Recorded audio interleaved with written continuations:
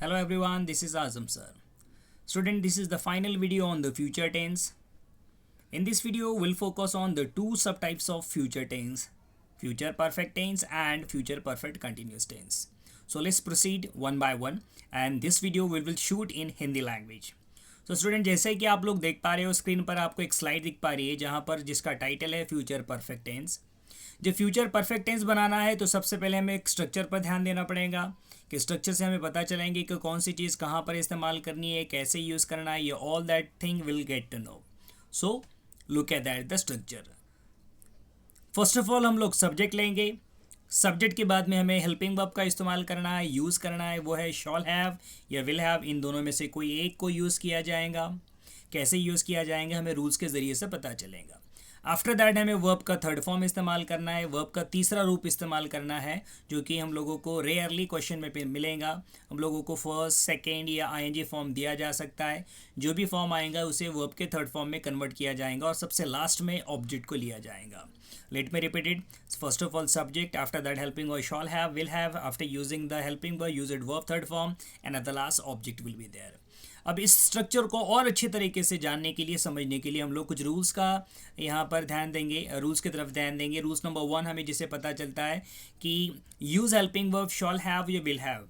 Okay यानी helping verb का इस्तेमाल करना है और कौन से हेल्पिंग वर्ब का इस्तेमाल करना है, सिर्फ दोनों में से कोई एक। यानी एक तो आप शॉल हैव का इस्तेमाल करें या आप लोगों को विल हैव का यूज़ करना है। इन दोनों में से किसी एक वर्ड का या किसी एक हेल्पिंग वर्ब का यूज़ करना है। कैसे इस्तेमाल करें, हम हमारे दिल से नहीं यूज़ कर सकते। That's why we have a rules. Rules number 2, consider करें आपका सब्जेक्ट है और सब्जेक्ट सिंगुलर है, यानी वो एक वचन है, वो यानी किसी एक चीज़ के बारे में बताता हो, तो at that time we have to take helping verb will have. उस वक्त हम लोगों को क्या करना है, हेल्पिंग वर्ब विल हैव का यूज़ करना है। हर वक्त आपका सेंटेंस सब्जेक्ट सिंगुलर नहीं रहेगा। Sometimes the plural subject will be there, यानी हो सकता है कि कुछ जगहों पर एक से ज़्यादा के बारे में जो जानकारी देता है, जो डिनोट करता है, शो करता है, ऐसा कोई सब्जेक्ट हो सकता है जिसे हम कहेंगे प्लूरल यानी अनेक वचन। एट दैट टाइम उस वक्त हम लोगों को हेल्पिंग वर्ब का यूज़ करना है और वो कौन सा हेल्पिंग वर्ब यूज़ किया जाएगा, शॉल हैव का इस्तेमाल किया जाएगा। और एट लास्ट कभी सेंटेंस कभी आपका आई से शुरू होगा या स्टार्ट हो रहा है, एट दैट टाइम आप लोगों को शॉल हैव का इस्तेमाल करना है। Third one rule student, use verbs third form. Okay means we have to use verb third form. हमें सेंटेंस में वर्ब का थर्ड फॉर्म इस्तेमाल करना है, तीसरा रूप का इस्तेमाल करना है। Okay student, by using this structure और rules we can solve the given example. देखते हैं पहले एग्जाम्पल की ओर कॉन्सेंट्रेट करते हैं। They were attending the webinar. They were attending the webinar, ये हम लोगों के लिए क्वेश्चन है, एक स्टेटमेंट दिया गया है जिसे हमें कन्वर्ट करके यहाँ पर फ्यूचर परफेक्ट टेंस बनाना है। सो जैसे कि आप लोगों को पहले से पता है कि सब्जेक्ट और ऑब्जेक्ट कोई भी टेंस में बदलते नहीं, they will be unchange, they will remain unchange. So यहाँ पर भी अनचेंज ही रहेंगे। So first of all will write subject that is they. They एक प्लूरल सब्जेक्ट है, एक से ज़्यादा के बारे में शो करता है, डिनोट करता है। That's why we will remove the helping verb where from the sentence. हम सेंटेंस में से वेयर को रिमूव करेंगे और उसके जगह पर हमें शॉल हैव का इस्तेमाल करना है अकॉर्डिंग टू आवर स्ट्रक्चर और according to our rules. After that हमें वर्ब का थर्ड फॉर्म चाहिए। अटेंडिंग यहाँ पर वर्ब को आईएनजी फॉर्म लगाया गया है। So first of all we will remove ING form. यहाँ पर हम सेंटेंस में से आईएनजी फॉर्म को निकालेंगे और इस वर्ब के जो फर्स्ट फॉर्म रहेगा रिमेनिंग, उसे लास्ट में ईडी एफ स्टॉप लगाने के बाद जो स्पेलिंग बनेगा वो अटेंडेड बनेगा और अटेंडेड ये वर्ब का थर्ड फॉर्म बनेगा। और एट लास्ट वेबिनार ये जो कि एक ऑब्जेक्ट रहेगा जो अनचेंज है। कंप्लीट आंसर इस तरीके से है कि they shall have attended the webinar, ये हम लोगों का आंसर बन गया। उसी तरीके से दूसरे भी एग्जाम्पल दिए हैं, आप लोग उसे समझ कर सॉल्व कर सकते हो। Now will proceed towards the new topic. हम लोग यहाँ पर फ्यूचर परफेक्ट कंटिन्यूस टेंस जो कि एक लास्ट टॉपिक है, हमें उसके तरफ हमें फोकस करना है कि यहाँ पर हमें कौन कौन से चेंजेस कराने हैं। आई होप सो आपको आसानी से समझ में आए।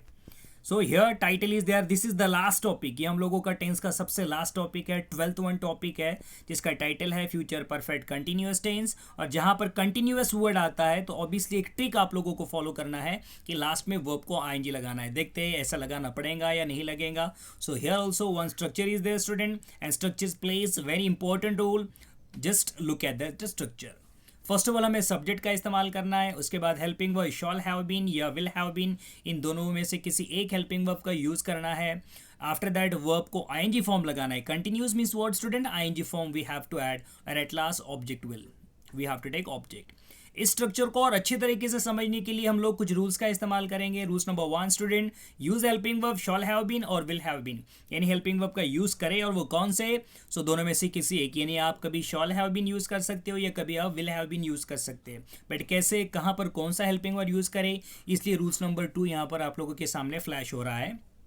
सब्जेक्ट, कभी आपका सब्जेक्ट सिंगुलर है, ओके यानी वो किसी एक पर्सन या एक थिंग के बारे में बताता है, सो आप लोगों को उस वक्त वहाँ पर क्या करना है, विल हैव बीन का इस्तेमाल करना है। और आपका सब्जेक्ट कभी प्लूरल है, वो एक से ज़्यादा के बारे में शो करता है, it denotes more than one person one thing, at that time we have to take shall have been. और एक आई के लिए एक सेपरेट रूल्स है कि जब कभी सेंटेंस में आई से आपका सेंटेंस स्टार्ट होगा एज अ सब्जेक्ट, आप लोगों को आई के सामने शॉल हैव बीन इस हेल्पिंग वर्ब का यूज करना है। And third one rule student, that use verb fourth form. Fourth form यानी क्या, सिंपली इसी से हम समझ कर लेंगे कि वर्ब को आईएनजी लगाना है। Okay, student. So look at that. A few examples I have written over here and try to understand. She has convinced them. She has convinced them. This is the question to us. इस question में भी subject और object unchange रहेंगे, यानी she और them, ये इसमें कोई बदल नहीं किया जाएगा। Then where we have to change, we have to change into subject, sorry we have to change into helping verb और in the form of a verb. So she as it is in answer, has ये remove किया जाता है because हम लोगों को shall have been या will have been इन दोनों में से एक लेना है। सो हैज़ को रिमूव किया गया, शी सिंगुलर है, it shows that one, it shows one person, ये किसी एक इंसान के बारे में जानकारी देता है। सो शी के सामने यहाँ पर सिंगुलर वर्ड यानी कौन सा हेल्पिंग वर्ब यूज किया जाएगा, will have been. So she will have been convinced, ये वर्ब का थर्ड फॉर्म है जिसे हमें वर्ब का आईएनजी फॉर्म में कन्वर्ट करना है। So what we are going to do student, पहले हम डी रिमूव करेंगे, अब लास्ट में ई रहेगा, ई का चेंज आई में किया जाएगा and like that the spelling, जिसका कंप्लीट प्रोनाउंसिएशन बनेगा यहाँ पर कन्विंसिंग, और at last object is them.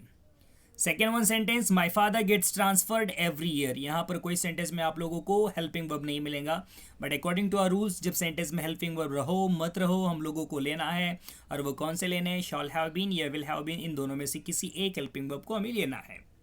Answer, my father as it is, gets ये वर्ब का फर्स्ट फॉर्म है जिसे एफर्स्ट ऑफ एस लगाया गया है। सो माई फादर ये सिंगुलर पर्सन है, सो विल हैव बीन हम लोग लेंगे यहाँ पर according to our rules because singular subject है।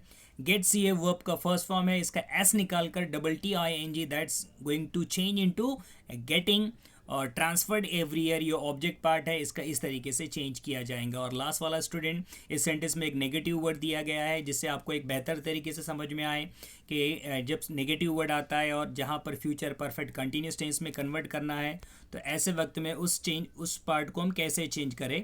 सो look at that student, I shall not have been understanding their language, because हम लोगों को आई के सामने शॉल हैव बीन का यूज़ करना है, बट एक नेगेटिव वर्ड आने के बाद नेगेटिव वर्ड को कहाँ पर यूज़ करें। सो जो हम लोगों का जो फर्स्ट हेल्पिंग वर्ब है, जो मेन हेल्पिंग वर्ब है, उसके बाद में नॉट का यूज़ किया जाएगा। So shall is the main helping verb, so I shall not have been, verb ING लगाना है, अंडरस्टैंड वर्ब का फर्स्ट फॉर्म है, so it became understanding now, और ऑब्जेक्ट पार्ट रहेगा their language. So student, like that way we have completed the all parts of future tense as well as complete tense. Now student, I hope so there is no doubt in it.